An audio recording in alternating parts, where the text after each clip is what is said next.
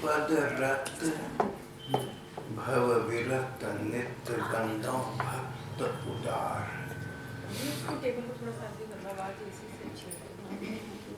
राम हरि भट्टाचार्य का वृत्तांत है।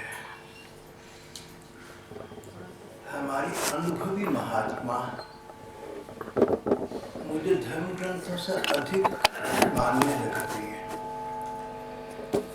धर्म ग्रंथ किसी समय लिखे गए थे, पर ये संत महात्मा इतिहास की दृष्टि से हमारे अधिक समीप हैं, इसलिए हमारे मन को अधिक समझ सकती है। धर्म ग्रंथ तो बोलते नहीं, जैसे हैं कहीं कोई शंका हो आशंका हो तो किसी से पूछ नहीं सकते, धर्म ग्रंथ तो चुप रहते हैं। पर अनुभवी संत महात्मा उनसे समीपस्थ सदानंद जिज्ञासा की, उसका उन्होंने श्रवण किया। और कहीं आप भी इस प्रकार के अनुभवी संत हों तो उनसे भी अपने मन की बात, कोई शंका हो, कोई आशंका हो तो हम पूछ सकते हैं। इस प्रकार के हमारे अनुभवी महात्मा एक बात कहती हैं, भगवान के किसी भी रूप को तुम अपने मन में बसा लो, या तो नाम जप में अपनी निष्ठा कर लो, संसार इधर से उधर हो जाए, पर हमारी रसना हम नाम लेते रहेंगे, राम राम हरे हरे कृष्ण कृष्ण हरे हरे। जो नाम अपने को अच्छा लगे सो लेते रहेंगे, वाहिगुरु कहते रहेंगे, अल्लाह कहते रहेंगे, गॉड कहते रहेंगे, जय हुआ कहते रहेंगे। जो नाम अच्छा लगे, सब नाम भगवान के हैं। और इस देश में तो भगवान के हजारों नाम हैं। जो नाम अपने को अच्छा लगे सो नाम भगवान का हम बार बार लगातार लेते रहेंगे, तो कोई कष्ट काल हो उसमें ये नाम स्वयं हमारी रक्षा करेगा। महात्मा जो अनुभवी है, जिन्होंने करके दिखा है, अनुभवी महात्मा कहते तुम लेकर तो देखो आश्रय, नाम का आश्रय ले लो, नहीं तो रूप का आश्रय लो, भगवान के रूप का ध्यान करो। रूप का ध्यान दो प्रकार का है, एक तो मानसिक है, अपने मन में हमने भगवान के किसी रूप का ध्यान करना है, रूप बसाया हुआ है। और दूसरा हमारे आसपास, हमारे घर में, किसी मंदिर में, किसी चित्र में कहीं हमने ठाकुर जी का चित्र देखा, मूर्ति देखी जो हमारे मन में बस गई, या अपने घर में हमने किसी चित्र या मूर्ति की स्थापना की, जब पूजा पाठ कुछ करते हैं उसके सामने बैठकर करते हैं, तो ठाकुर का वो चित्रगत रूप हो या मूर्ति रूप हो हमारे मन में सो बस जाए। हम घर से बाहर निकले, कहीं बाहर घर से निकले, कार्यालय में हूँ, सड़क पर हूँ, किसी अन्य कार्य क्षेत्र में हूँ, दूसरे देश में हूँ, अपने उन इष्ट ठाकुर के रूप का ध्यान हमें बना रहे। अपने इष्ट ठाकुर का जो रूप, जो चित्र, जो मूर्ति हमारी मन में बसी हुई है, उसका ध्यान बना रहे। सर्वतः पाणिपादं तत् सर्वतो शिशिरोमुखम सर्वतो श्रुतिमल्लोके सर्वमावृत्य तिष्ठति। गीता जी का 13वें अध्याय का ये 13वां श्लोक है।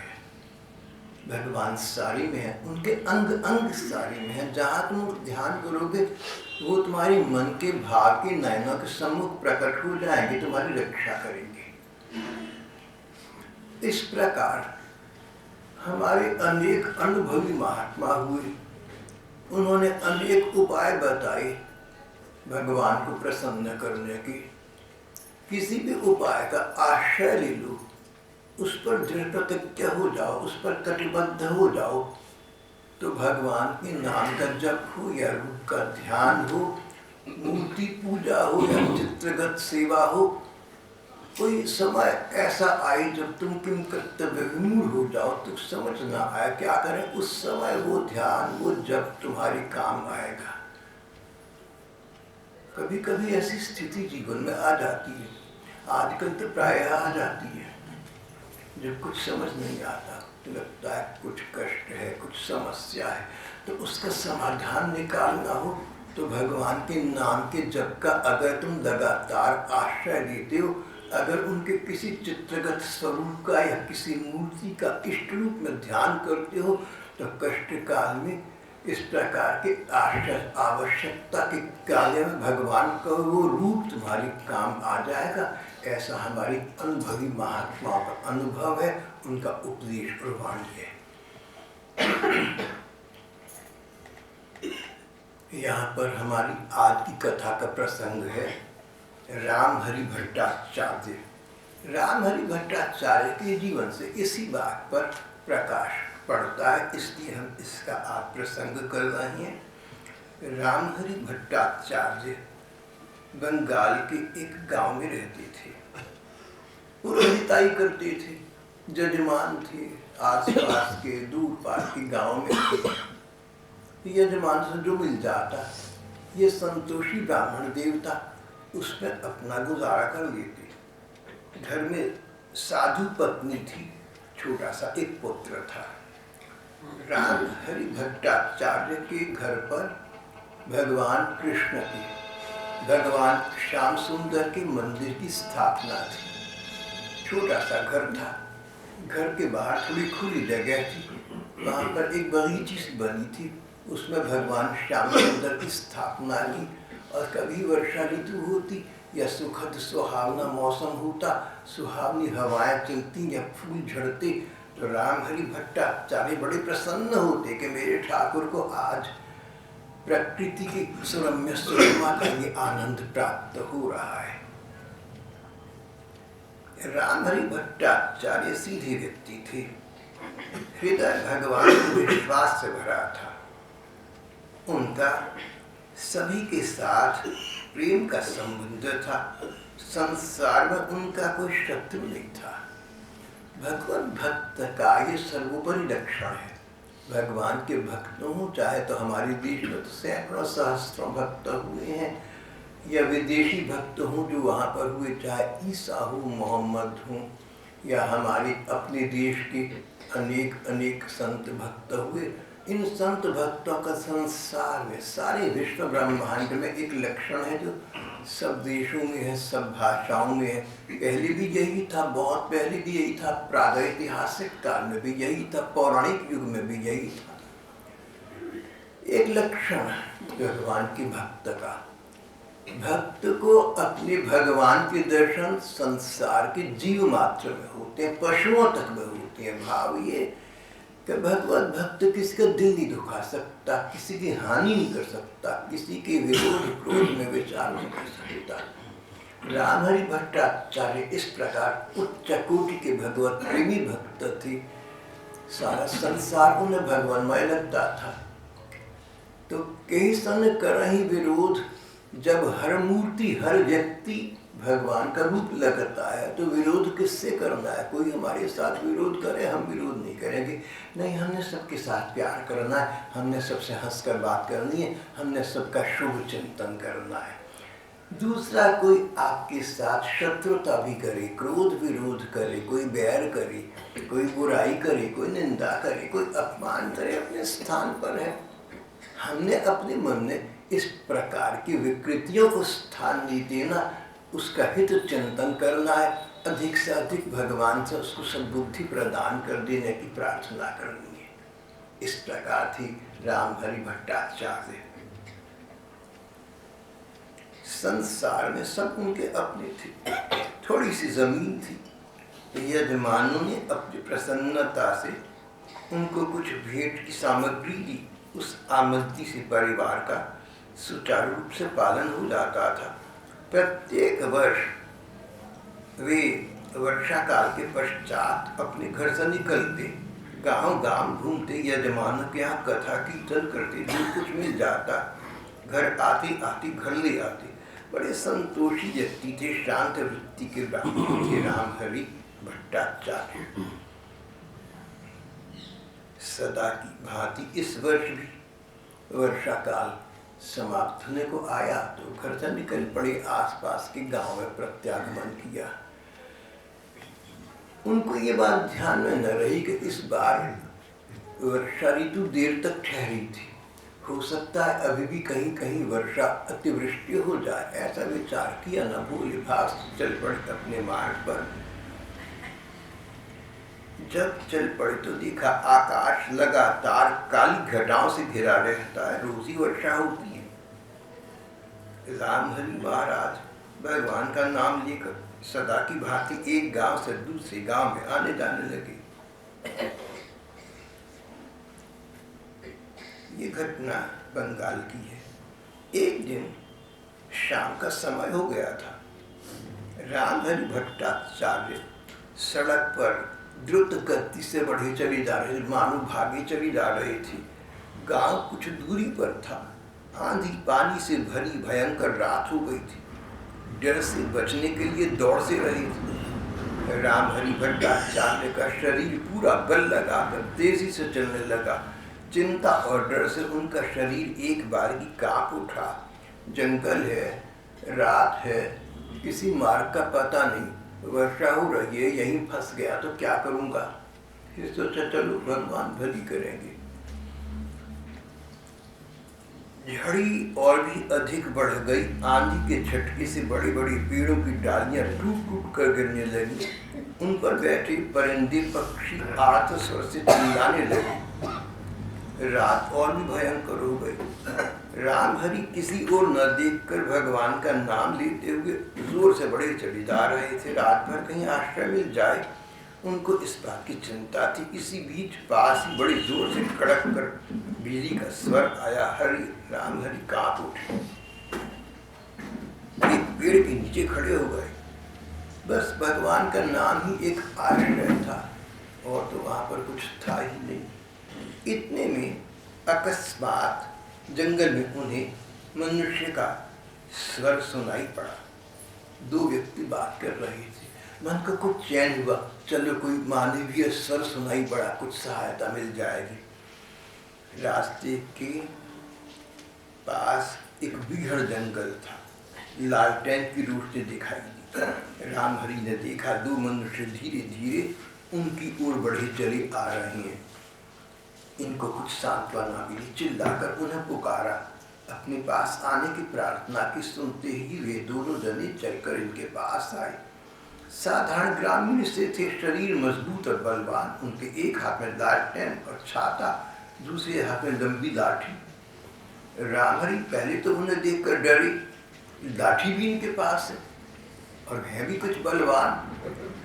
अब देखो, जहाँ पैसा होगा ना वहाँ डर होगा। जहाँ पैसा है और तुम चले जा रहे हो तो डर लगेगा। कभी कोई ऐसा व्यक्ति दिख जाए, क्वेश्चनेबल शंका जिस पर होती हो, तो डर लगेगा, अरे मेरे पास पैसा है, इसको पता न चल गया हो। तो जिसके पास दमड़ी धेला नहीं है, उसको किस बात के डर है। कोई क्या लूट लेगा, तलाशी ले ले भैया। आदमी के पास तो कुछ ऐसा है नहीं जो दूसरा लूट ले। लूटे को हरि नाम दे ले भैया। राम नाम की लूट है, लूटी जाए सो लूट।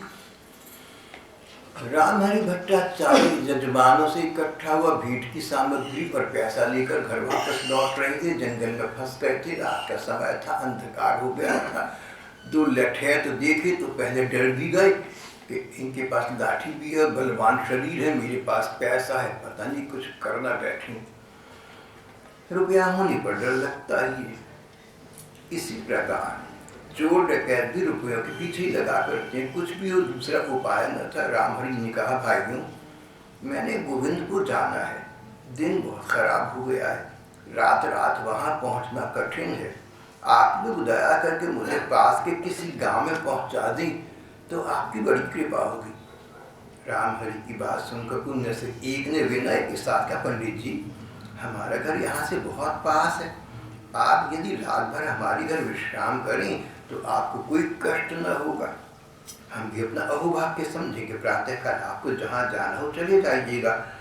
उनके विनीत वचनों से रामहरि का भय दूर हो गया। वे उनके पीछे पीछे चलकर एक टूटी इमारत के सामने जाकर खड़े हुए। उनमें से एक ने जोर से पुकारा, अरे वो धन्ना। जब द्वार नहीं खुला तो उन दोनों ने जोर से पुकारा, धन्ना, वो धन्ना। कुछ देर के बाद दरवाजा खुला एक भयंकर आकृति का नवयुवक आंखों में क्रोध लिए हुए बाहर निकला। उसको देखकर इन्होंने कहा, धन्ना आज यात्रा सफल हो गई, अतिथि सत्कार का अच्छा अवसर मिल गया। अब देखिए इसके तो दोनों अर्थ निकल आए, बात का नहीं समझ। आज यात्रा सफल हो गई, अतिथि सत्कार का अच्छा अवसर मिल गया है। धन्ना ने तीखी निगाह से राम हरि की ओर देखकर कहा, फिर व्यवस्था करूं उनकी। अब ये घबराए। बंदाली राम हरि घबराई, अपनी ढीली धोती को पकड़कर चल रही थी। राम हरि उनका रंग ढंग देखकर समझ गए कि दाल में जरूर काला है। उनका दिल धड़कने लगा। मन ही मन दुखी भाव से भगवान का स्मरण करने लगे, भगवान श्याम सुंदर का स्मरण करने लगे। परंतु बाहर से इस भाव को छिपाकर उन्होंने इतना ही कहा, भैया आज मैं कुछ खाऊंगा नहीं। उन्होंने कहा कि व्यवस्था करो भोजन। बोले भैया, डर के मारे उनकी जान निकल रही थी कि कैसे मुस्तंड लोग हैं। तो बोले भैया मैं कुछ खाऊंगा नहीं, वर्षा थम गई तो रात को ही चला जाऊंगा।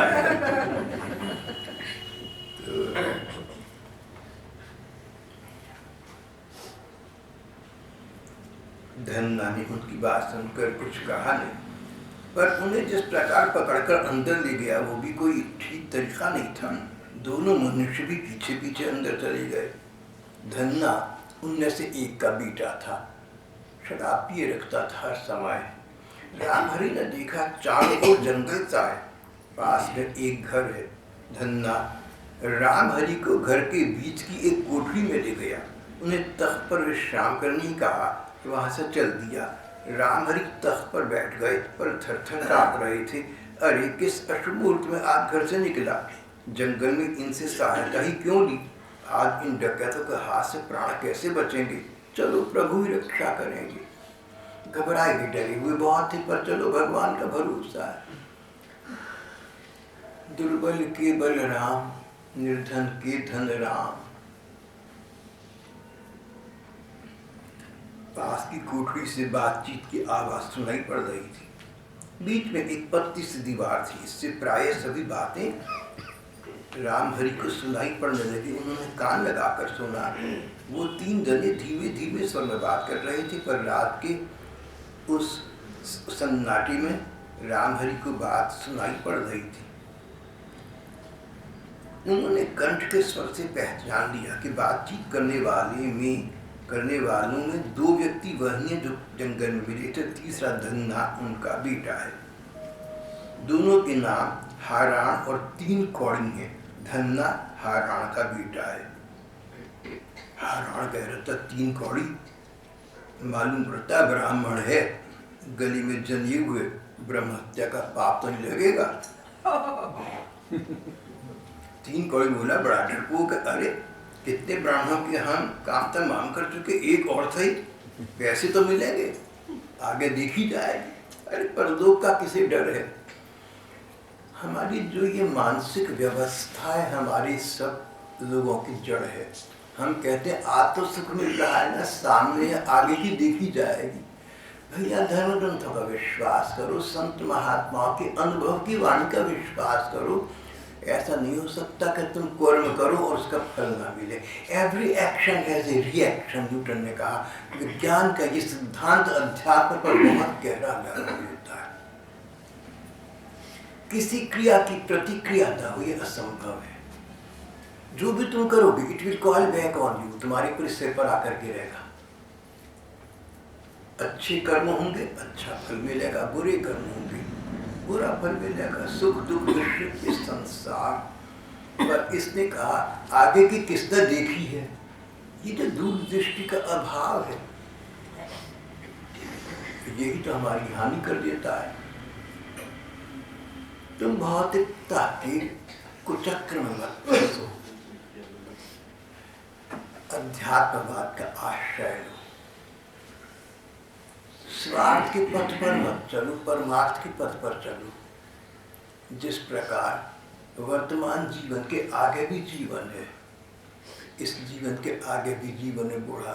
बुढ़ापा है, बुढ़ापे के बाद का जाति मृत्यु है। तो मृत्यु होकर बात समाप्त हो गई। भारतीय सिद्धांत की धारा इस महत्ता को नहीं मानती। मृत्यु के पश्चात भी जीवन है। हमारे अनेक जन्म हो चुके, आगे अनेक जन्म होंगे। जो हम कर्म कर रहे हैं इनका फल किसी न किसी जन्म में मिलना अनिवार्य है। कई कहते हैं कि ऐसे तो हमने कोई पाप कर्म कभी करे नहीं जिनका आज हम फल भोग रहे हैं। तो मेरे से कई लोग कहते हैं मैं उनके दिल को, दुखी दिल को और दिखा नहीं सकता, लेकिन अध्यात्म का आश्रय तो भैया किसी न किसी जन्म को कर्म तो किए होंगे, अपने आप नहीं आ गए। Nothing is self generated. ये आत्म संभूत नहीं है, स्वयं नहीं आ गई। अगर तुम्हारे जीवन में कभी कोई कष्ट आया, अगर तुम्हारे जीवन में कोई परेशानी, कोई स्ट्रेन आया ना, तो ये हमारा अपना अर्जित है, अपना कमाया हुआ है। हमने ये पहले इसके बीज डाले होंगे, वही विकसित पल्लवित हुए। अब जो हो चुका सो हो चुका, लेकिन जो हरि को हरि नाम तो भगवान का आश्रय लेकर अपना भविष्य सुधार दो, अपना परलोक सुधार दो भैया। आगे की किसने देखी चिंता मत कर। धन्ना बोला, लड़का बोला, तुम दोनों को चिंता करने की आवश्यकता ही नहीं है। मेरी एक चोट में काम तमाम, बस जरा गहरी नींद इसे आ जाए। उनकी तो जो थोड़ी बहुत नींद थी वो उड़ गई। ये सुन करके तो उनके तो हाथों पे तो जोड़ गए। राम ने बोला, इतना चिल्लाता क्यों है, कहीं सुन लेगा तो सरक लेगा। धन्ना बोला, सरकेगा, इन हाथों में पड़कर सरकना बड़ा कठिन है। बात सुनकर राम हरि के प्राण तो बिल्कुल सूख गए। मन में आया भाग निकलूं, पर धन्ना के शब्द याद आए, इन हाथों से निकलना बड़ा कठिन है। सोचा सब और देखता होगा, इस अनजान जंगल में भागकर जाऊंगा भी कहाँ, वे दुष्ट मुझे ढूंढकर तुरंत मार डालेंगे। जरूर इस दुष्ट की दृष्टि हर समय मेरे पर लगी होगी, जैसे भक्तों पर भगवान की दृष्टि हर समय लगी रहती है। इस दुष्ट की दृष्टि इस प्रकार मेरे पर लगी होगी। बाहर अब भी मूसलाधार वर्षा हो रही थी। झाड़ की तेजी में कुछ घटी तो आई, पर अभी सब बातें पहले जैसी ही थी। घर के बीच से अंधकारमय आकाश का कुछ भाग दिख पड़ता था।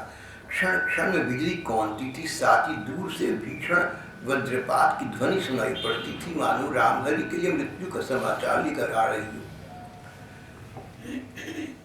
बस उन्होंने सोचा कि अब तो मरने का समय समझो आ गया भैया, अब तो भगवान का स्मरण करो।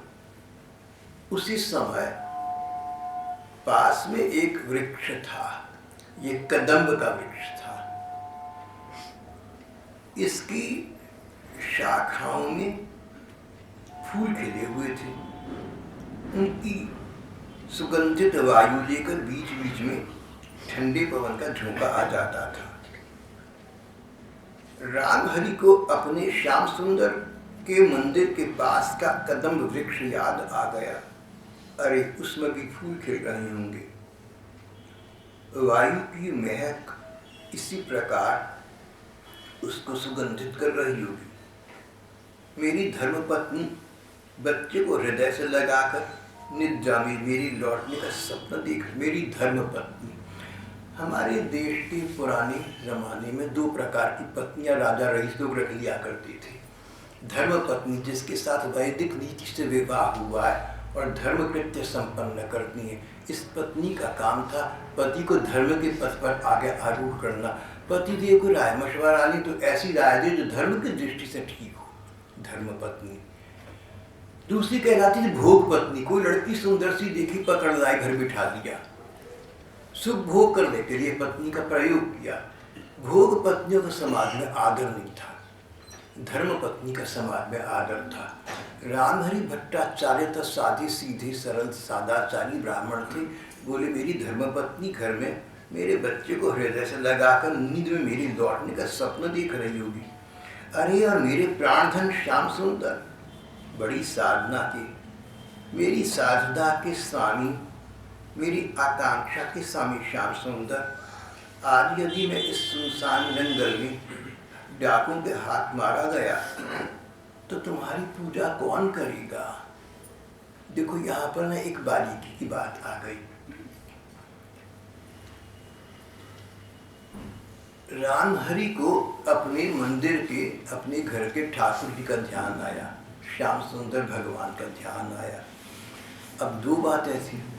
कहता, अरे श्याम सुंदर, तुम मेरे घर में रहते हो, मैं तुम्हारा भोग लगाता हूँ, तुम्हारी सेवा करता हूँ, मेरी पर ये मुसीबत आनी, अच्छा चलो आ गई, अब तुम इसको टालो तो सही, तुमने भक्तों के दुख टाले, मेरा भी टालो। उन्होंने ऐसा न तो सोचा और न कहा। उन्होंने कहा, अरे मेरे श्याम सुंदर, आज यदि मैं मारा गया तो उनकी पूजा कौन करेगा, उनकी सेवा कौन करेगा? मेरे ठाकुर तो घर के ठाकुर हैं, जैसा यशोदा मैया की कृष्ण कन्हैया थी, जैसा कौशल्या के छोटे से रामलला थे। मेरे ठाकुर मेरे घर के ठाकुर हैं, इनको तो बड़ी आदत पड़ी हुई अच्छे खाने खाने की, आराम की। हम तो इन्हें अपनी तरफ से बड़ी प्यार से रखते हैं। अगर मैं मारा गया तो ठाकुर तुम्हें प्यार कौन करेगा, तुम्हें लाड़ कौन लड़ाएगा?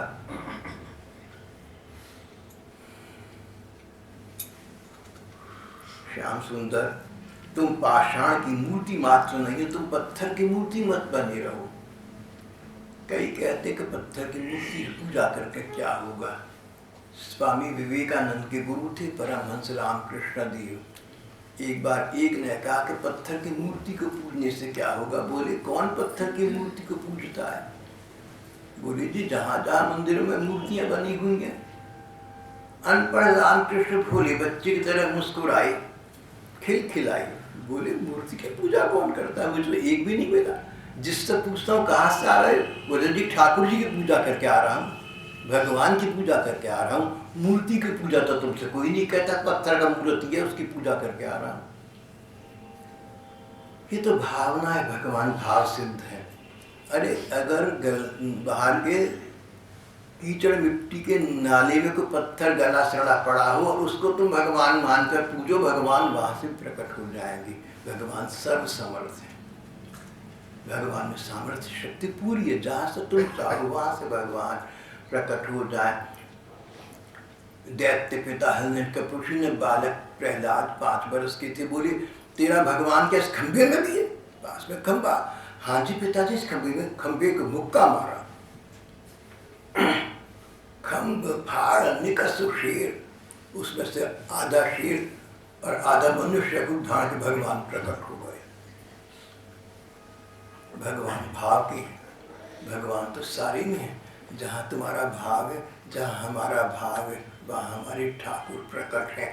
हरि व्यापत सर्वत्र समाना, प्रेम ते प्रकट हूँ ही मैं जाना। मैं शिव जी, मुझे तो शिव जी कहते पार्वती, मैं तो सीधी बात जानता हूँ, भगवान तो सारे में है। जहाँ भाव से पुकारोगे वहाँ प्रकट हो जाएंगे। एयर तो हवा तो सारी में है, पंखा चलाओगे तो तुम स्पर्श कर देने के। भगवान मन के हैं, भगवान भाव के हैं। अब राम हरि को अपने ठाकुर का गहरा विचार आने लगा।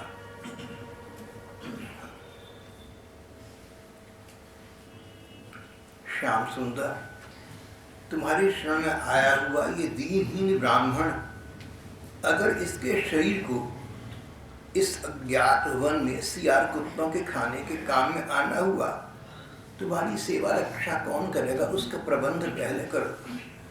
जाते जाते मैं चैन से जाऊं कि तुम्हारा प्रबंध हो चुका। राम हरि की आंखों में मिश्रित आंसू आ चुके थे, मिश्रित मिले जुले। कभी भगवान का सोचें सेवा कौन करेगा, कभी पत्नी बच्ची का सोचें उनका क्या होगा। पास की कोठरी में 3 कौड़ी और हरान बातचीत में लगे हुए थे। उनकी नजर ब्राह्मण पर टिकी थी। थकान के कारण उन्हें बीच बीच जम्भाइयाँ आ रही थी। आखिर उन लोगों ने यही निश्चय किया कि धन्ना के हाथ से ये काम नहीं कराना है। हरान ने कहा, तब मैं ही काम निपटाऊंगा, देखो ब्राह्मण सो गया या नहीं, कोई आवाज तो सुनाई नहीं देती। ये कहकर हरान ने जाकर देखा, राम हरि उस समय भय से व्याकुल होकर चादर हुए दुबके पड़े थे। मन ही मन भगवान श्याम सुंदर से प्रार्थना कर रहे थे। हरान ने देखा तो सोचा कि इसको गहरी नींद आ गई, थका हुआ ब्राह्मण था। बोले, 3 कौड़ी बोला, शायद जागता हो, कुछ और ठहर जाओ। राम हरि तो सुन सुनकर सूखे जा रहे थे, सोचते थे मृत्यु से बचने का कोई उपाय नहीं है प्रभु, ये क्या होगा। अकस्मात ब्राह्मण में मानो असीम बल आ गया। कदम्ब का पेड़ घर में चूल्हे के पास ही था। बरसात के कारण उसमें खूब पत्ते आ गए थे। पेड़ बहुत घना और विशाल था, पत्तों की आड़ छिपने को बहुत जगह आ गई थी। राम हरी चादर छोड़कर धीरे धीरे उठे और तुरंत पेड़ पर चढ़कर उन पत्तों के डालों के बीच में छिप गए। इधर ताड़ी पीते पीते, शराब पीते पीते नशे में चूर हारान ने कहा, धन्ना धन्ना, आज तुझे खाड़ा नहीं चलाना पड़ेगा, यह ब्रह्म यज्ञ मैं स्वयं ही करूंगा। उसने कटाक्षपात करके कहा, ब्रह्म यज्ञ, ब्राह्मणों के लिए यज्ञ, यहाँ पर इस ब्राह्मण का अंत मेरे हाथों से होगा, ये ब्रह्म यज्ञ मैं स्वयं करूंगा। गहरी नींद में सो गया है। मन झलनाने पर भी धन्ना कुछ न बोला। हारान ने धन्ना के हाथ से खांडा लेकर धार देखी, फिर तीनों मिलकर ताड़ी पर ताड़ी पीने लगे। नशा चढ़ने बढ़ने लगा। धन्ना कुछ ज्यादा पी गया, उसे नींद आने लगी। झूमता वो बाहर निकला। जिस तख्त पर राम हरि सोए थे वहां जाकर बेहोश की हालत में उन्हीं की चादर उड़कर वहीं पड़ गया। नशे में उसे अपनी करनी का कुछ भी पता न चला, बेहोश था। 3 कौड़ी और हाड़ा ने हरी मिर्च सत्तू की चाट मुंह में लेकर फिर दाढ़ी चढ़ानी शुरू कर दी। पूरा नशा हो गया। झूमता हुआ हारान ढाली हुए खांडे को लेकर पास की कोठरी में पहुंचा। राम हरि कदम पर चढ़े कोठरी में रखे लालटेन की मामूली रोशनी के उजाले में डरी हुई आंखों से देख रहे थे। मन ही मन अपने श्याम सुंदर को पुकारी जा रहे थे। मद्यपान की हानि, शराब ये मस्त आदमी क्या कर लेता है, अपनी हानि कर देता है।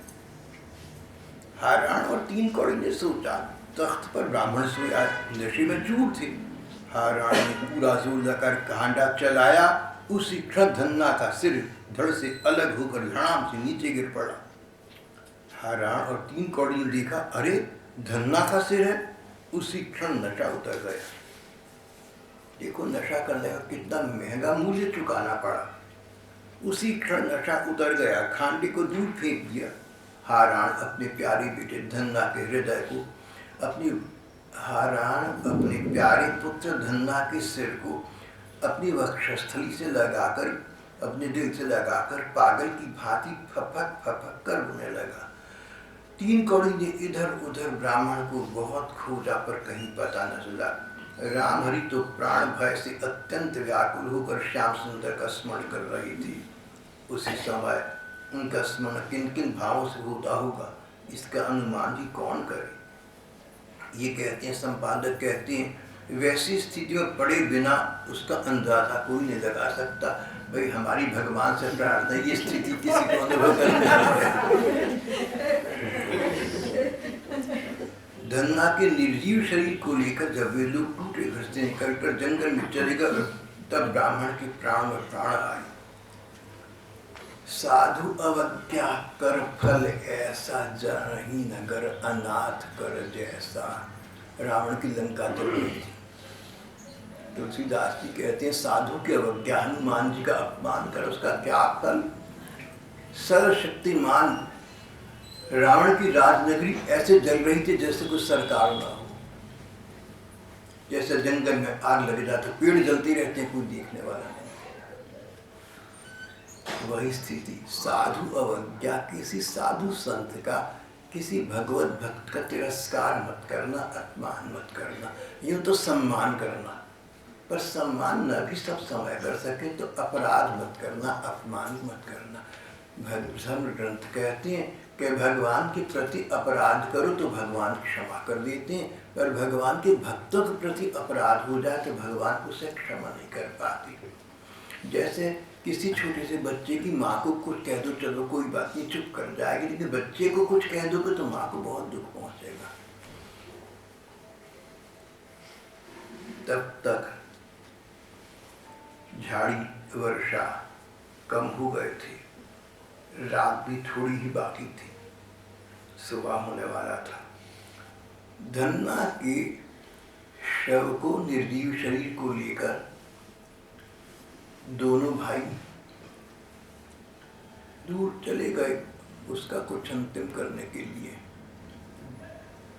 इस प्रकार रामहरि भट्टाचार्य को सुरक्षित अवसर मिल गया, अब कोई है तो नहीं, चुपचाप पेड़ से आगे निकलकर कहीं चली जाने का।